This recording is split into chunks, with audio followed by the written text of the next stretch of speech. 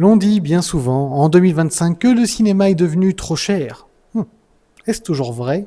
Pas sûr. Je viens voir 2 films aujourd'hui. Voyons cela. Bonjour mademoiselle. Bonjour monsieur, c'est pour quel film ? Alors j'aimerais voir À toute épreuve et Escape from the 21st Century. Est-ce que vous avez quelque chose à me proposer à tout hasard ? Mais bien sûr, je peux vous faire une formule duo, ce qui revient à 6 € la place, 12 € les 2 films. Non ! Et si ? Faites voir. Et voici. Oh ! 6 € les 2 films. Formidable, je prends. Merci beaucoup. Et Autre donc, chose ? vous voyez ?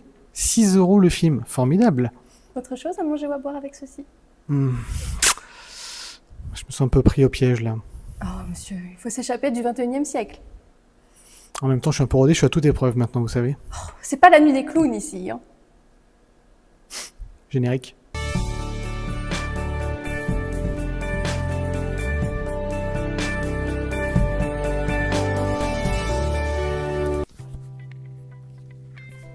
Et coucou, c'est Vidéo. Ça va les enfants ? Oh, j'espère que tout le monde va bien, tout le monde est en forme. Moi, ça va super bien puisque, justement, regardez, l'intro n'était pas fausse. Je viens de voir 2 films pour le prix de 12 €. Enfin, pour être très très précis, j'ai pris les places pour 2 films. Là, je viens d'en voir un.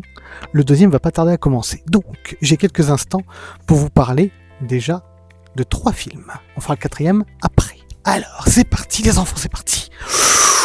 Installation. Je vous explique. Je viens de voir À toute épreuve. Oh ! J'ai fini comme ça le film. Comme ça. Oh la vache !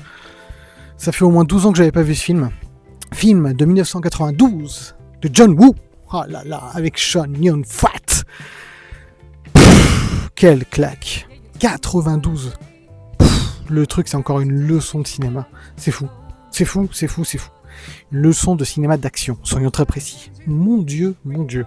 Autant le scénario... Il y a un pseudo-scénario, quoi, qui fait un peu penser d'ailleurs par moments à Infernal Affair ou Les Infiltrés. Mais bref, je m'éloigne du sujet, c'est surtout que...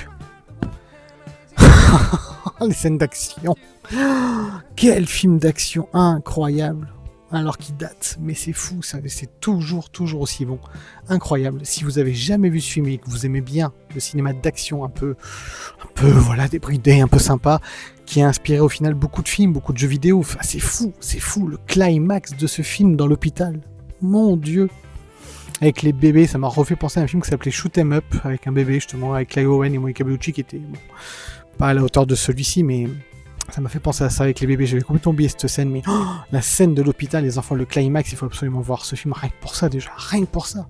Le scénario, c'est tout simple, hein. C'est un flic, Tequila, plus un flic infiltré, et puis ça va, ils vont se croiser dans leur enquête, et puis let's go pour démanteler une espèce de cartel qui a des armes un peu planquées quelque part, bref. Histoire simple, mais film hyper efficace, une leçon de montage de cinéma. Oh là, comment ils ont fait ça à l'époque, en 92, je ne comprends toujours pas, c'est fabuleux. On a une chance inouïe de le réavoir, donc déjà remasterisé en 4K. 3-4 plans pas tout à fait fignolés, parce que à mon avis, ils ont pas pu. Mais quand même, dans l'ensemble, waouh, j'ai jamais vu ce film comme ça, donc super. Sont remasterisés aussi, hein, on entend beaucoup mieux les impacts des balles et tout. Très très sympa, et le voir au cinéma. Mais qu'est-ce que vous voulez que je vous dise ? C'est extraordinaire d'avoir la chance de voir ça au cinéma. Donc, il n'y a que quelques cinémas en France qui le passent. Le Sénéchal de Guerre en fait partie, donc bien joué les gars, bravo, je me suis régalé. Ça sera très largement un 9,5 sur 10, de très très loin. Ça reste un chef-d'œuvre du cinéma d'action, une leçon, une maîtrise. John Woo à son top du top, et Chow Yun-fat, quelle classe. Bref, culte, regardez-le. Bien. Maintenant, on va parler des 2 films que j'ai vus en vacances sur la Côte d'Azur, c'est-à-dire Pris au piège et La Nuit des clowns. Oui, 2 films totalement différents. Pris au piège. Darren Aronofsky, quoi. Bref, celui qui nous a donné, alors des films totalement différents de celui-ci. Requiem for a Dream, entre autres. Alors, moi, mon petit chouchou, The Fountain. The Fountain, j'adore ce film. Et ben là, Pris au piège, c'est beaucoup plus, entre parenthèses, simple que ce qu'il fait d'habitude, puisque c'est vraiment le film de gangsters dans un New York en 1998. Alors ça, c'est bien reproduit, le New York 98 est cool, cette ambiance un peu poisseuse. Moi, vraiment, en voyant ce film, j'ai repensé à 3 autres films. Vite fait, ça m'a fait penser dans l'ambiance et dans les personnages, surtout à Trainspotting, The Gentleman et les lois de l'attraction, pour les dealers de drogue dans les lois d'attraction. Bref, il y a un mélange un peu de ce genre-là. Si vous aimez ce genre-là, ces 3 films que je viens de citer, bah, on est un peu dans ce mood. Mais ce qui est cool, c'est que le film commence, on va dire, les 25 premières minutes, c'est très très basique. C'est même ultra basique, et je me disais même, mais qu'est-ce qu'il nous a fait là? C'est quand même bizarre de ce réalisateur-là de faire un film aussi simple. Et puis petit à petit, le casting se met en place, les personnages se mettent en place, et puis alors, Austin Butler, Zoe Kravitz, il y a même Liev Schreiber, j'étais super content de le revoir. Le casting est impeccable, et plus on avance, plus on est pris au piège avec le personnage principal, quoi. C'est génial, ce qui lui tombe dessus, c'est excellent. Même si c'est du déjà vu, les acteurs et les personnages sont tellement hauts en couleur au fur et à mesure qu'ils avancent et qu'ils, on va dire, grandissent dans le scénario, que ça en devient cool. Et puis la réalisation prend aussi de plus en plus on avance dans le film, plus ça s'envole. Et waouh, et au final, super film. Il y a un chat déjà, forcément c'est super. Il y a un chat qui est génial dans le film. Il y a plein de choses. Il y a 2 rabbins, personnages que j'ai adorés en tueurs, mais qui font Shabbat. Donc faut surtout pas non plus, on peut tuer des gens, mais il faut pas faire n'importe quoi non plus. Enfin, c'est génial. C'est l'ambiance du film qui est cool et qui nous prend en fait au fur et à mesure que ça avance. Voilà. Et puis les années 90, formidable, bien évidemment. Donc vraiment, je vous le conseille si vous l'avez pas vu, si vous aimez ce style de film. Ouais, c'est vraiment bien. C'est très différent de ce qu'a fait le réalisateur avant, mais c'est pas grave, c'est très bien. Donc, alors, c'est pas non plus parfait, on en est loin, mais c'est très bien, donc je mettrai un 7,5 sur 10. Voilà. C'est vraiment, ça mérite quand même d'être vu. C'est un bon casting, c'est un bon film, c'est un bon réalisateur, allez-y. La nuit des clowns. Ah ouais, c'est un peu plus compliqué. Ce qui est bizarre, c'est que c'est le réalisateur qui avait fait Tucker and Dale Fight le Mal. Et ça, j'avais adoré. C'était frais. Quand c'était sorti il y a peut-être 10 ans maintenant, voire plus. C'était frais, c'était drôle, c'était atypique, ça parodiait les films d'horreur tout en leur rendant hommage, et ça prenait le contre-pied en fait des personnages qu'on avait l'habitude de voir, c'était vraiment cool. Là, La Nuit des Clowns, j'ai l'impression que c'est beaucoup plus simple, beaucoup plus basique. Bon, il n'avait pas beaucoup de budget, ça se voit, ça crève les yeux. Malgré un budget restreint, il s'en est quand même pas trop mal sorti. Mais à part 2-3 punchlines, qui sont plutôt sympas et qui font rire, ou qui sont bien placés, ou qui font réfléchir, à part 2-3 petites idées et un tout petit peu de gore, c'est pas brillant quand même. Hein. C'est pas brillant, c'est un peu monotone, c'est vraiment teenagers movie à fond les ballons. Les acteurs, bon, sont pas tous très impliqués, je trouve.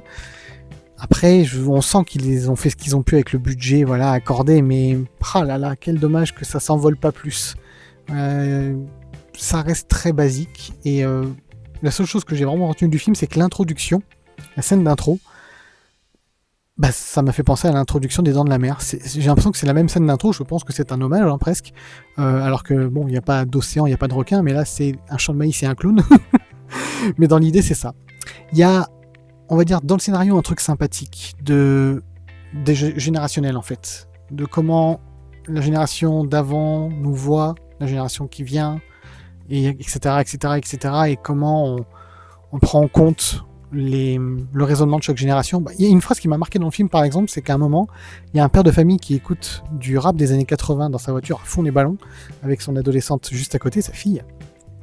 Elle lui dit, mais arrête papa, c'est nul. Il dit, mais comment ça c'est nul, c'est génial et tout. Elle dit, mais tu te rends compte que ça, pour toi, ça, c'est la même chose que si je te faisais écouter des musiques des années 40. Il dit, mais non, qu'est-ce que tu racontes? Elle dit, mais si, fais le calcul. Pour moi, à l'heure actuelle, le bon vieux rap fin 80, c'est comme si toi, je te faisais écouter la musique des années 40. Voilà. Il a fait, ah ouais, merde. Et ça représente bien en fait ce que veut un peu dire le film, ce côté générationnel, les nouvelles générations qui arrivent et ce qui va avec. Donc voilà, il y a ce côté-là qui est réussi, 2-3 scènes gore qui sont pas trop mal, après le reste se plante un peu, donc je suis très mitigé. Ce sera franchement un 5 sur 10, voilà. ça mérite pas beaucoup plus. C'est pas une purge non plus, hein, on passe un bon moment parce qu'il est assez court. Mais voilà, 5 sur 10. Voilà pour les 3 premiers films. Je vais donc vous laisser. Je vais voir le 4e film, qui est un film que j'attends vraiment beaucoup. J'espère que ça va être cool. Et on en reparle tout de suite. Pour vous, ça sera juste une éclipse. Vous êtes prêts ? Attention, bande de cinéphiles, je reviens tout de suite. À toutes !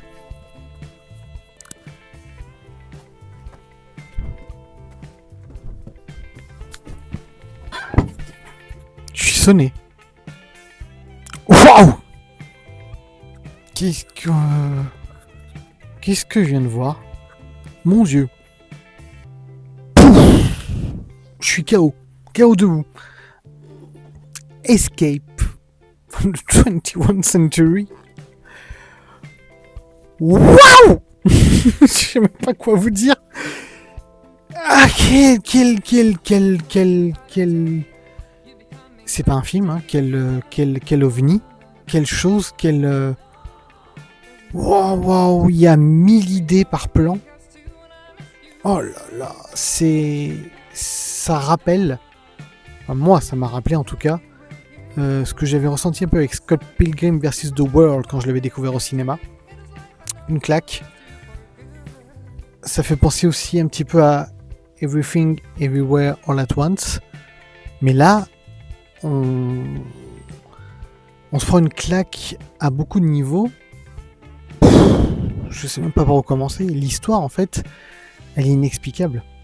Ça se passe déjà sur une planète qui n'est pas la Terre, qui ressemble à la Terre, dans le futur. Mais dans le futur où ils sont en 1999. Je sais pas.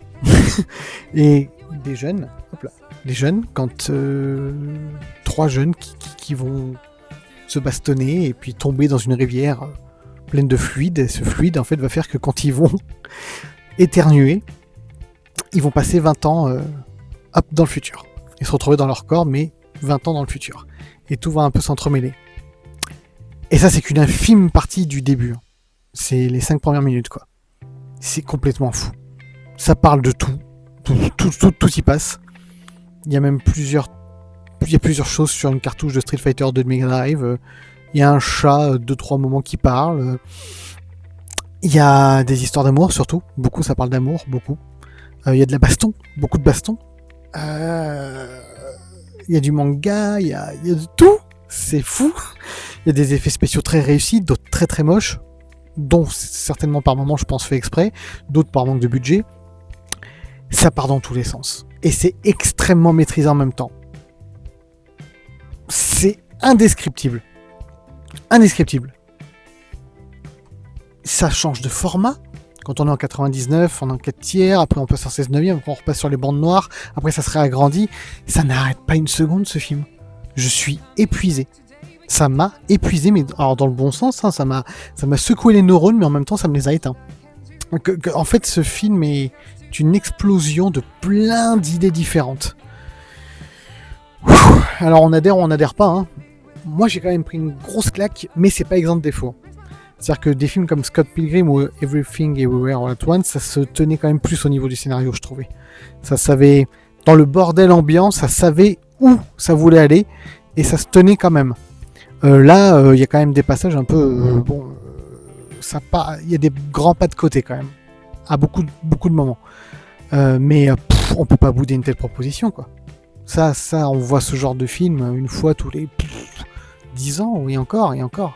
Non, c'est une vraie proposition de cinéma, avec un amour du jeu vidéo, du cinéma, du manga, de la vie, tout court, qui est flagrant, et je suis sans voix. Donc je vais juste vous conseiller, si vous pouvez, de le voir un jour, en étant quand même bien réceptif et bien en forme, pour accumuler tout ce qui va se passer. Là, je vous jure, la séance vient juste de se finir, mais ça doit se voir d'ailleurs, je suis HS. Ça m'a lessivé, ce film, donc dans le bon sens, je pense.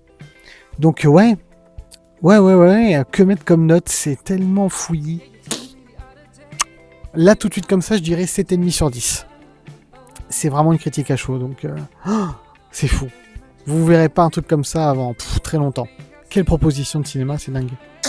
Voilà, mes chers Villéoniens, c'était un plaisir de faire en revue un petit peu ces 4 longs métrages que je suis allé voir pendant mes vacances au cinéma. Et maintenant c'est parti, on va reprendre le travail, on va reprendre les vidéos tout à fait avec un rythme un peu plus normal. Et ravi de vous retrouver, donc comme d'habitude, hein, si vous avez aimé, un petit peu pouce, qui fait toujours plaisir, un petit abonnement, bien évidemment si ce n'est déjà fait.